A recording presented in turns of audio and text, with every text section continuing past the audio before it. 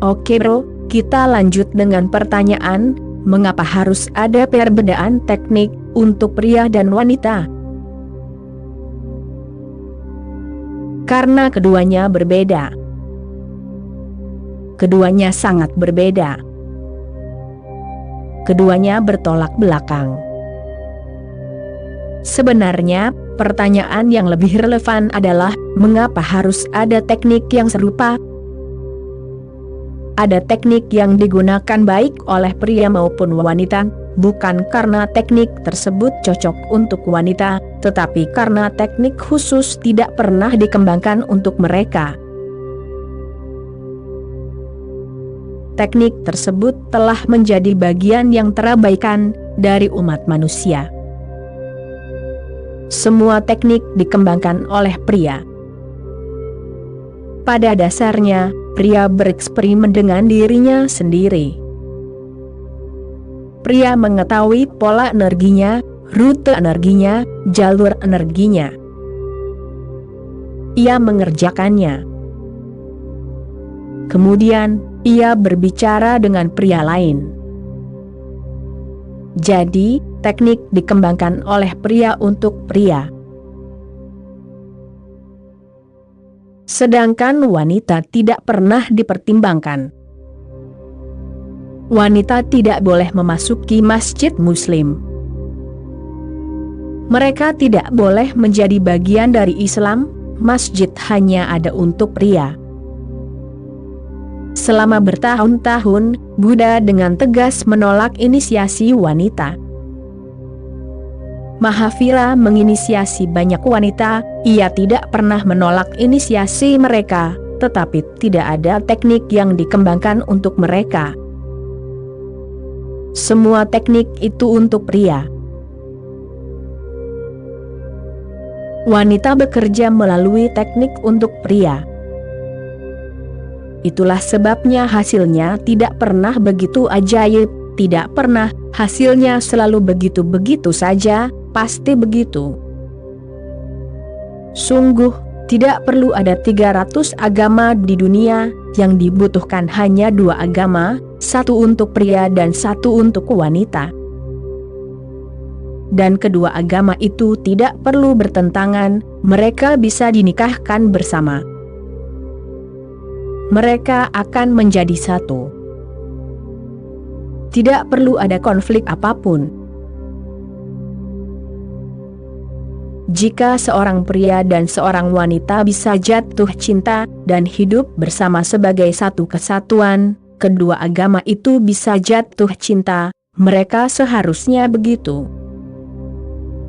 Seluruh fisiologi, seluruh psikologi, setiap lapisan kesadaran feminin berbeda dari maskulin. Tidak hanya berbeda, justru sebaliknya. Misalnya, yoga kundalini, sama sekali bukan untuk wanita. Namun, banyak yang akan terkejut jika aku mengatakan itu. Dan wanita khususnya akan terkejut. Mereka akan berpikir bahwa sesuatu telah diambil dari tangan mereka. Sama sekali bukan untuk mereka, karena kundalini didasarkan pada pusat seks positif untuk pria. Pusat seks positif berada di akar penis, untuk pria, bukan untuk wanita. Bagi wanita, pusat itu negatif, dan energi tidak bisa dibangkitkan dari pusat negatif. Jadi hampir selalu demikian, ini hasil pengamatan, bahwa setiap kali wanita mengatakan mereka merasakan kundalini muncul di dalam, mereka hanya sedang membayangkan saja. Itu tidak mungkin terjadi, tetapi mereka sangat imajiner, lebih imajiner daripada pria. Jadi, jika seorang master bekerja dengan 10 wanita dan 10 pria, 9 wanita akan merasakan energi yang muncul, dan hanya 1 pria yang akan merasakan energi yang muncul. Ini ajaib, karena itu tidak mungkin terjadi. Mereka terus datang kepada sang master dan berkata, "Oke, itu sedang terjadi. Apa yang harus dilakukan?" "Itu tidak mungkin, secara ilmiah tidak mungkin, karena energi hanya bisa berasal dari kutub positif. Teknik yang sama sekali berbeda harus dikembangkan, teknik yang sama sekali berbeda." Tetapi karena pria dan wanita hidup begitu dekat, begitu berdekatan, mereka terus lupa bahwa mereka berbeda. Tidak ada yang serupa, dan adalah baik bahwa tidak ada yang serupa, karena itulah mengapa mereka bisa menjadi satu lingkaran energi. Mereka saling melengkapi, mereka cocok satu sama lain. Tetapi karena mereka cocok bukan berarti mereka serupa. Mereka cocok karena mereka tidak serupa. Dan setiap kali dua tipe tubuh dan pikiran yang tidak serupa mencoba untuk menyesuaikan diri, ini adalah penyimpangan. Jadi dikatakan bahwa homoseksualitas adalah penyimpangan. Di Barat, sekarang, hal itu telah menjadi semakin lazim. Sekarang kaum homoseksual berpikir mereka progresif. Mereka memiliki klub, pesta, lembaga, majalah, propak dirimu, semuanya. Dan jumlah mereka meningkat. Di negara-negara tertentu, jumlahnya telah mendekati 40%. Cepat atau lambat, homoseksualitas akan menjadi pola di mana-mana, pola yang normal.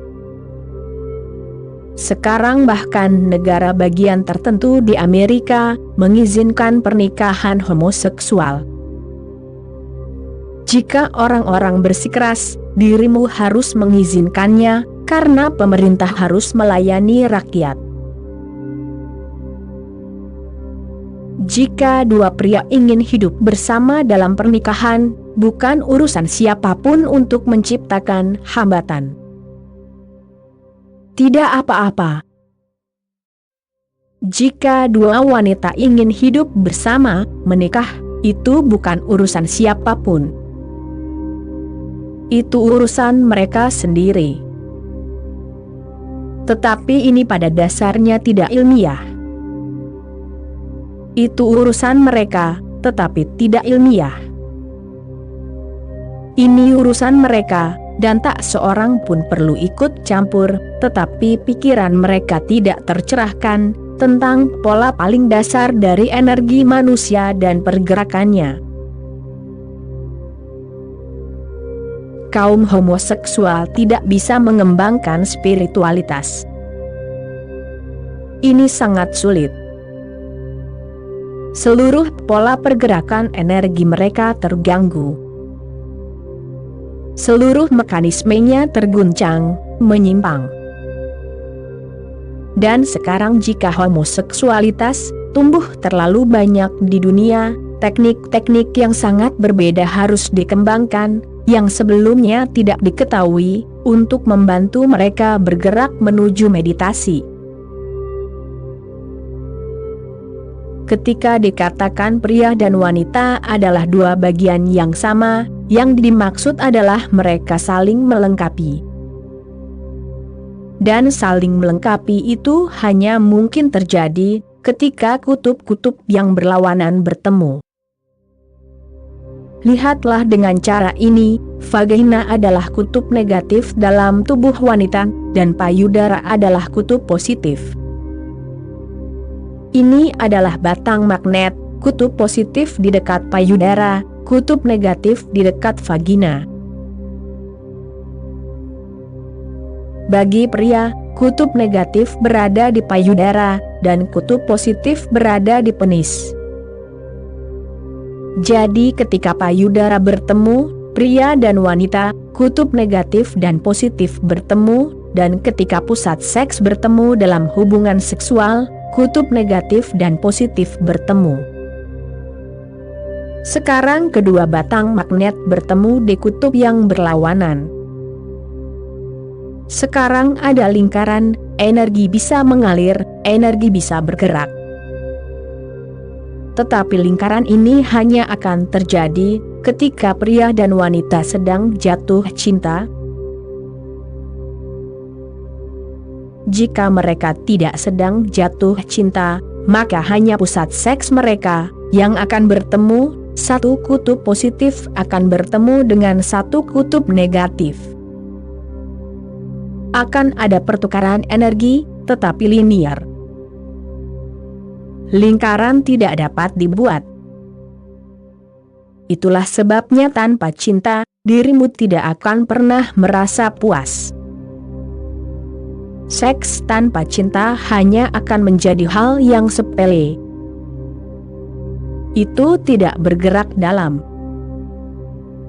Energi bergerak, tetapi dalam satu garis, sebuah lingkaran tidak terbentuk. Dan ketika sebuah lingkaran ada, dirimu menjadi satu, tidak sebelumnya. Ketika dirimu sangat mencintai, maka payudara juga bertemu, tidak pernah sebelumnya. Jadi tindakan seks sangat mudah, tindakan cinta lebih rumit. Tindakan seks hanyalah fisik, dua energi bertemu dan menghilang. Oleh karena itu, jika hanya ada seks, cepat atau lambat dirimu akan merasa frustrasi, dirimu membuang-buang energi, dan tidak ada yang diperoleh. Keuntungan hanya terjadi ketika ada sebuah lingkaran. Jika lingkaran itu benar-benar ada, maka kedua pasangan akan keluar dari tindakan seks dengan lebih energik, lebih hidup, lebih bersemangat, dengan lebih banyak energi yang mengalir. Jika hanya ada tindakan seks, kedua pasangan akan keluar darinya dengan kelelahan, pingsan. Mereka telah kehilangan energi. Tidur akan menyusul, karena yang mereka rasakan hanyalah kelemahan. Dalam pertemuan satu kutub ini, pria lebih banyak mengalami kerugian daripada wanita. Itulah sebabnya wanita bisa menjadi pelacur, karena kutub positifnya adalah pria, dan kutub negatifnya adalah wanita. Energi mengalir dari pria ke wanita, tetapi tidak sebaliknya. Jadi seorang wanita bisa melakukan 20 atau 30 tindakan seks dalam satu malam, pria tidak bisa. Pria tidak bisa melakukan 2 kali. Itu tergantung pada usia, bagaimana energinya bergerak, karena tidak ada yang diperoleh. Jadi bagiku, jika prostitusi itu buruk, itu bukan karena prostitusi, melainkan karena lingkaran itu menjadi tidak mungkin. Dirimu tidak dikutuk. Dirimu hanya membuang-buang energimu. Jika ada cinta, maka pria dan wanita bertemu di 2 kutub. Pria memberi kepada wanita dan wanita mengembalikannya. Ini timbal balik, saling menguntungkan. Bagi wanita, meditasi akan baik jika dimulai dari payudara. Itulah kutub positif mereka. Karena itu, banyak hal aneh menjadi mungkin terjadi. Pria selalu suka memasuki wanita dengan segera. Ia tidak tertarik pada foreplay, karena kutub positifnya selalu siap. Dan wanita selalu enggan untuk memasuki hubungan seks dengan segera, tanpa foreplay, karena kutub negatif mereka belum siap. Dan tidak mungkin siap. Kecuali jika pria mulai mencintai wanita dari payudara, kutub negatif tidak akan siap. Mereka bisa mengalah, tetapi tidak akan berpartisipasi. Dan pria menganggap hubungan seks itu sederhana. Mengapa membuang-buang waktu? Masuki wanita dengan segera, dan ia selesai dalam hitungan menit. Tetapi wanita itu tidak menjadi bagian, ia tidak terangsang. Itulah sebabnya wanita memiliki keinginan agar kekasih mereka menyentuh payudara mereka, mencintai payudara mereka, keinginan yang mendalam. Hanya ketika payudara mereka telah terisi dengan energi, kutub kedua dari batang magnet mereka, yang negatif, merespons. Kemudian mereka hidup untuk itu, kemudian mereka bisa berpartisipasi, kemudian komunikasi menjadi mungkin, dan kemudian mereka akan meleleh. Pemanasan adalah suatu keharusan. Pernikahan menjadi kering karena pada awalnya, ketika dirimu bertemu dengan wanita baru, dirimu mempermainkan tubuhnya sebelum memasukinya. Dirimu tidak yakin, apakah dia akan mengizinkanmu mendekatinya secara langsung, jadi dirimu mempermainkannya. Dirimu hanya meraba tanah untuk melihat apakah dia siap. Namun ketika dia menjadi istrimu, dirimu menganggapnya biasa saja, tidak perlu. Para istri sangat tidak puas dengan suami mereka, bukan karena suami mereka tidak mencintai, tetapi karena mereka mencintai dengan cara yang salah. Mereka tidak berpikir bahwa seorang wanita ada dengan cara yang berbeda, bahwa tubuhnya merespons dengan cara yang berbeda, justru sebaliknya. Konsentrasi pada payudara ini, yang melebur ke dalamnya, akan memberikan perasaan baru kepada meditator wanita, perasaan baru tentang tubuhnya sendiri. Karena sekarang dari pusatnya, ia bisa merasakan seluruh tubuhnya bergetar. Hanya dengan mencintai payudara seorang wanita, ia bisa mencapai orgasme yang mendalam, karena kutub negatif akan secara otomatis merespons. Ada banyak hal lainnya. Jika dirimu mulai dari payudara, bermeditasi pada puting, jangan ikuti rute yang telah dirimu baca di buku, karena itu ditujukan untuk pria. Jangan ikuti bagan apapun, biarkan energi itu sendiri bergerak. Itu akan terjadi dengan cara ini, yaitu hanya dengan sugesti samar, payudaramu akan terisi energi, memancarkan energi, menjadi panas, dan kemudian vaginamu akan segera merespons. Dan hanya setelah vaginamu merespons dan bergetar, kundalinimu akan mulai bekerja. Rutenya akan berbeda, dan cara kundalini akan muncul akan berbeda. Pada pria, ia muncul dengan sangat aktif dan kuat. Itulah sebabnya mereka menyebutnya ular yang bangkit. Dengan sangat kuat, tiba-tiba, dengan sentakan, ular itu membuka diri. Dan ia terasa di banyak titik. Titik-titik itu disebut cakra.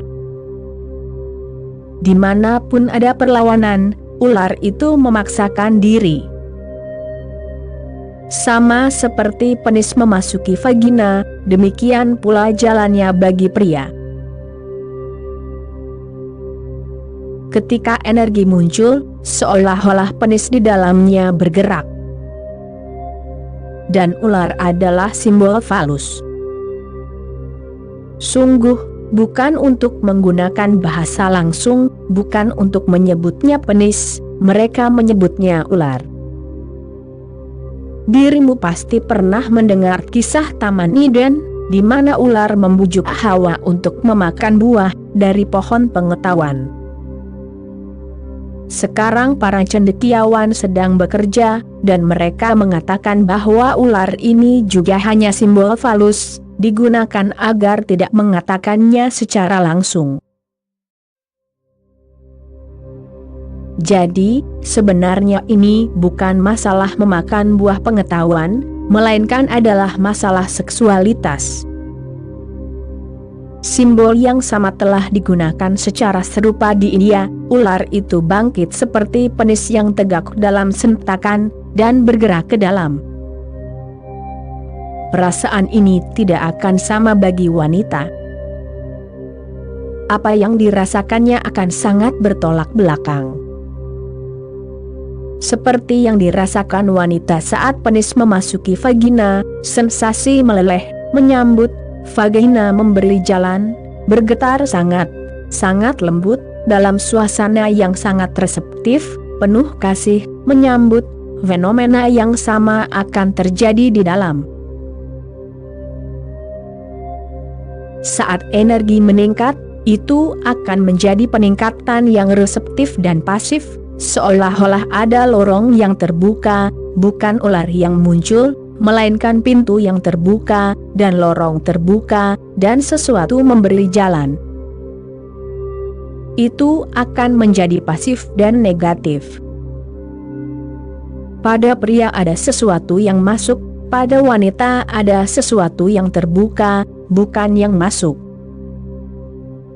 Namun, tidak ada yang pernah mengerjakannya, tidak pernah sebelumnya, karena tidak ada yang pernah memperhatikan wanita. Namun untuk masa depan, aku pikir sekarang ini adalah suatu keharusan, tubuh feminin tidak boleh diabaikan. Banyak penelitian dan kerja keras yang dibutuhkan, tetapi sangat sulit untuk mengerjakannya, karena begitu banyak omong kosong puritan dan moralistik. Sangat sulit untuk mengerjakan dan membuat peta tentang bagaimana tubuh feminin akan merespons fenomena tersebut. Namun, begitulah yang dirasakan, semuanya akan menjadi kebalikannya. Memang harus begitu. Tidak boleh sama. Namun, pada akhirnya, hasilnya akan tetap sama. Oke bro, sekian dulu episode kali ini, kita sambung lagi nanti. Terima kasih bro.